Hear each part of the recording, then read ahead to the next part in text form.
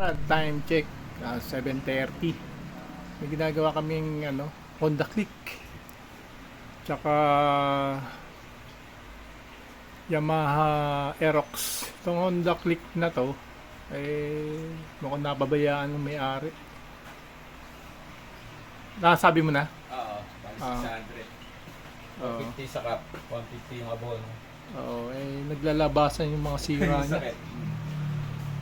Una, hindi nagbubuga ng gasolina. Natural, hindi aandar yan pag hindi nagbuga. Hindi naayos na namin. Nagbuga na ng gasolina. Ngayon, ay pa rin mandar. Chinek namin yung kuryente. Walang kuryente. Ayun, binigyan namin ng kuryente. Na-solve na namin. May kuryente na siya.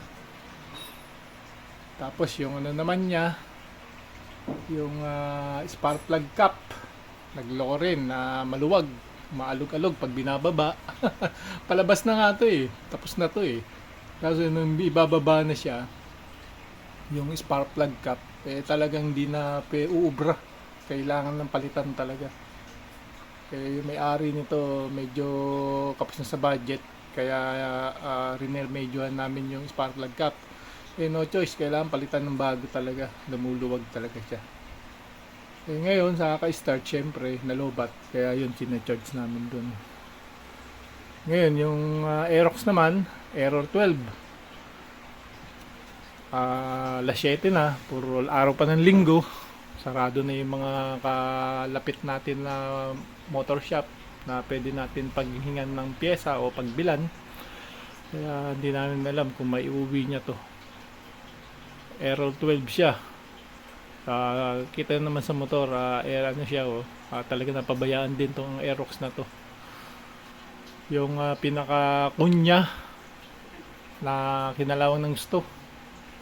Kaya naganap pa si Julius ng kunya para maisalpak uli yung magneto. Dito ako natutuwa. Bukod sa mga nabanggit natin ng problema nitong click na to, relay niya butas, yung lagayan ng fuse, ang issues, di ba? Issue naman ng mga click, yung lagayan ng ng fuse. Talagang puro jumper na.